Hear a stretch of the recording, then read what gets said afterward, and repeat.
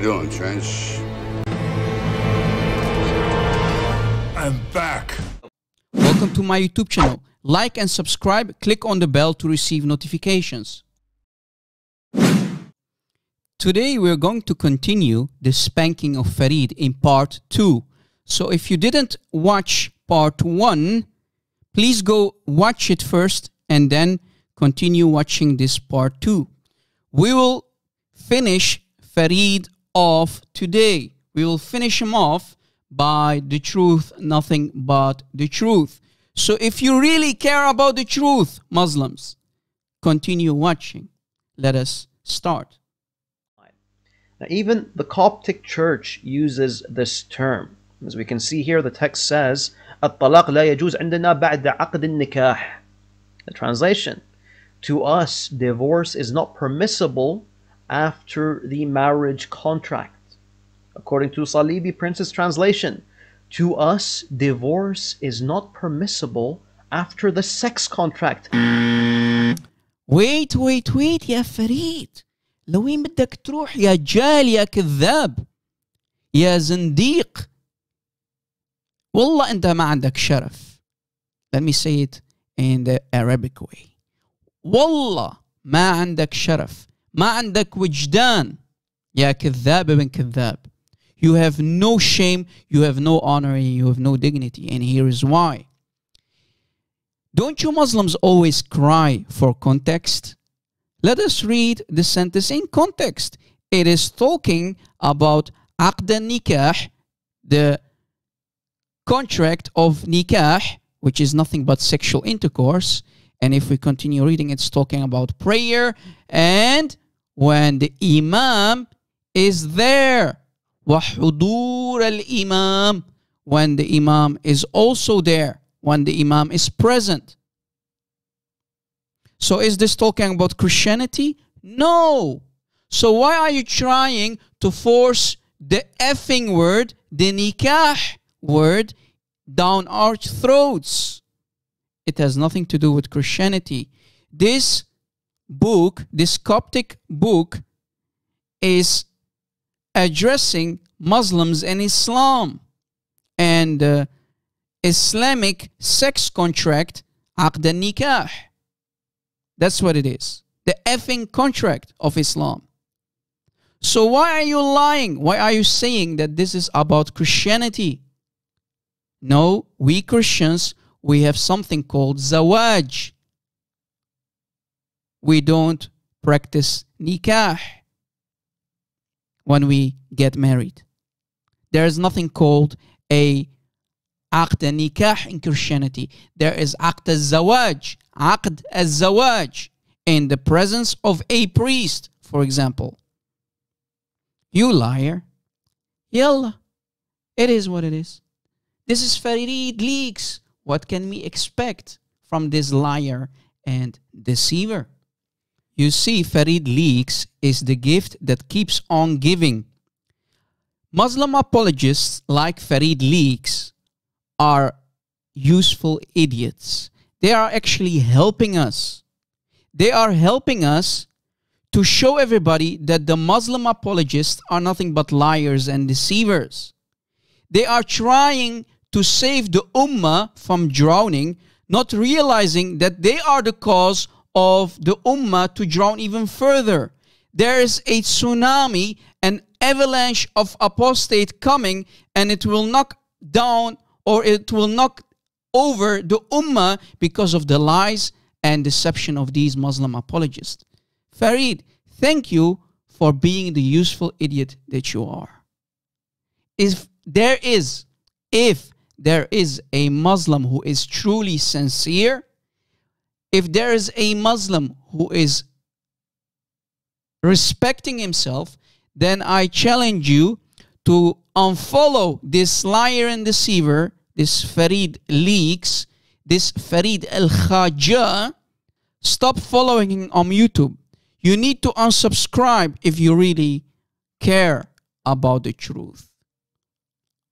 Do you really care about the truth, Muslims? Yeah, let us continue.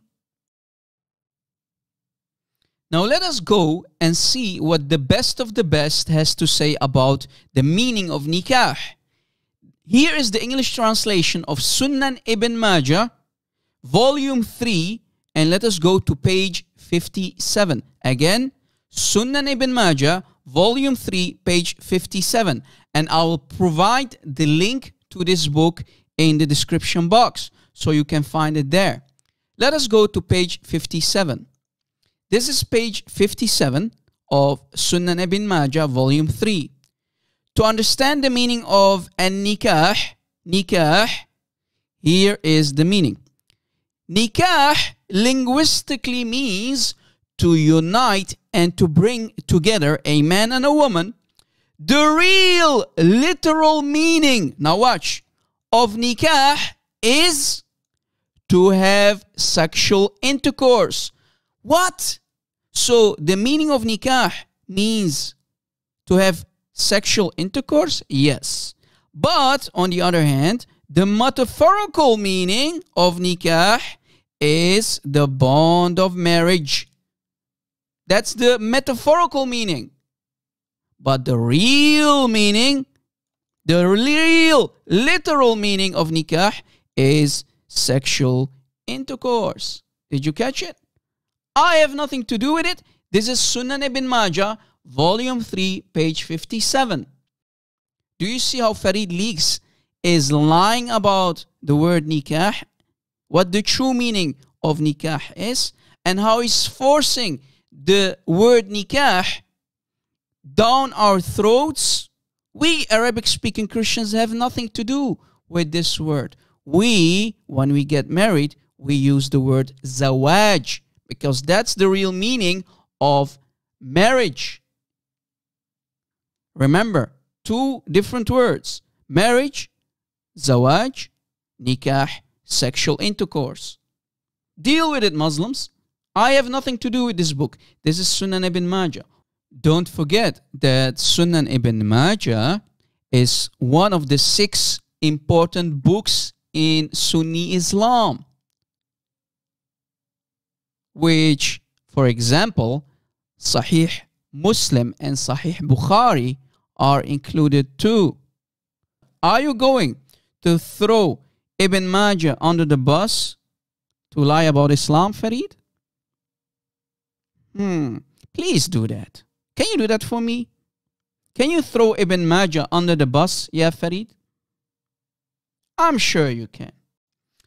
And yesterday, we showed you the video about this false translation that is supposedly published in the year 1816.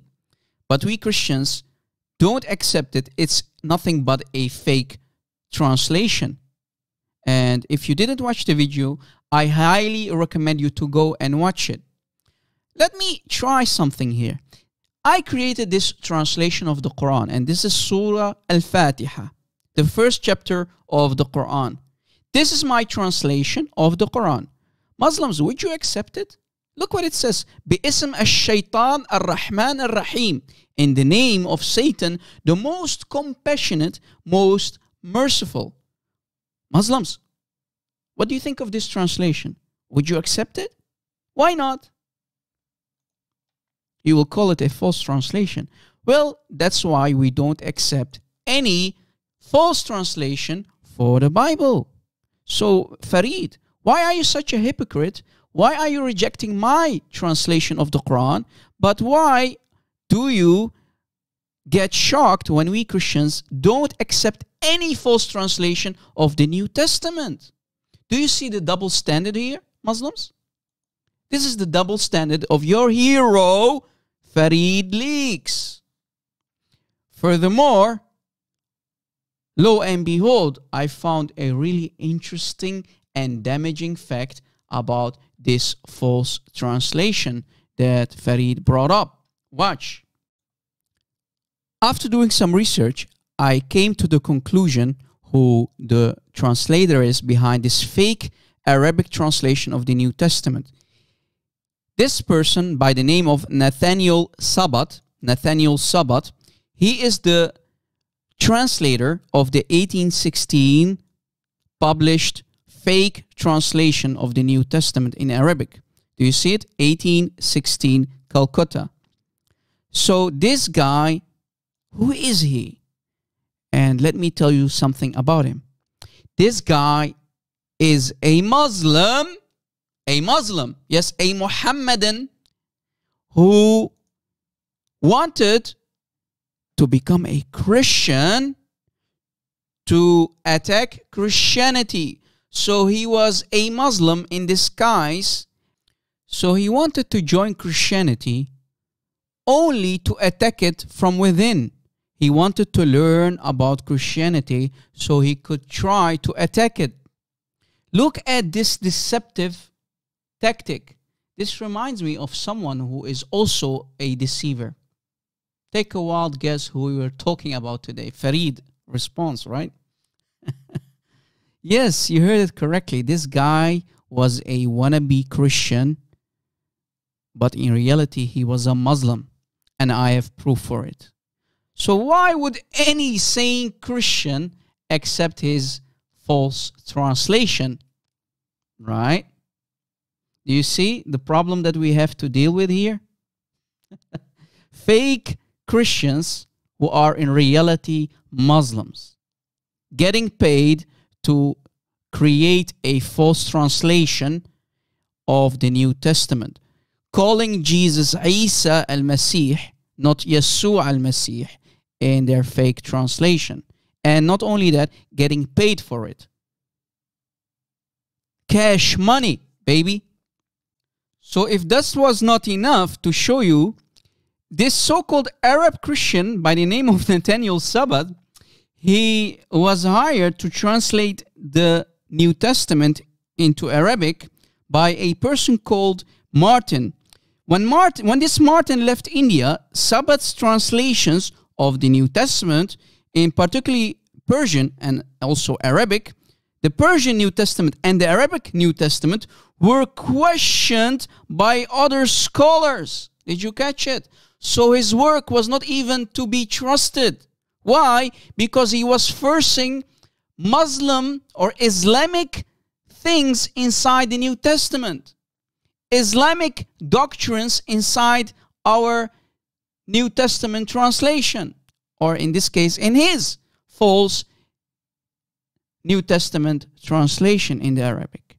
So any sane person, is there any sane person who would trust this false translation of this Muslim who called himself a Christian, only accepting Christianity to attack it within while being a Muslim in disguise? And look how this guy was working. Look what it says. Look what it says more about him. If we continue reading, soon after Martin's death, he, Nathaniel Sabbath, renounced Christianity. What a coincidence. Wow. Or the moment his boss dies, this guy leaves Christianity and returns to Islam. Shortly afterwards, he again declared himself a Christian. So religion was nothing but a game for this guy. He was changing religion more than his dirty socks. So religion became a game for this Nathaniel Sabbath. This guy was not right in the head. Clearly, he had some psychological issues. Do you see it? And unfortunately, we also read that he died a really horrible death. And I think Muslims gave the order to the pirates to get rid of him, to kill him in the end. They threw him into the sea. What a horrible way to die. Well, what do you expect of Islam, right? What do you expect, guys? Now, any person, would you accept a translation of such a person who was changing a religion more than his dirty socks? Joining Christianity in the first place to attack it, calling himself a Christian while being a Muslim in disguise to attack Christianity from within, to learn about Christianity and to attack it? Would any sane Christian accept his Arabic translation of the New Testament? Of course not. Never. And this is why his false translation of the New Testament never became famous. This is the reason why we reject this fake translation. Ya Farid leaks. This is why we don't accept this translation. Because it's nothing but a fake translation of the New Testament that has Islamic doctrines, Islamic names like Isa al-Masih.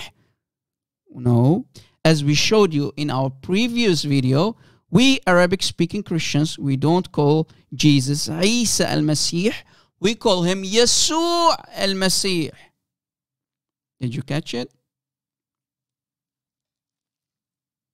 Farid, you are a miskin. You are a munafiq and you are a deceiver. Yallah. It is what it is. Muslims, please, never ever put your trust in this deceiver, this scammer by the name of Farid Response.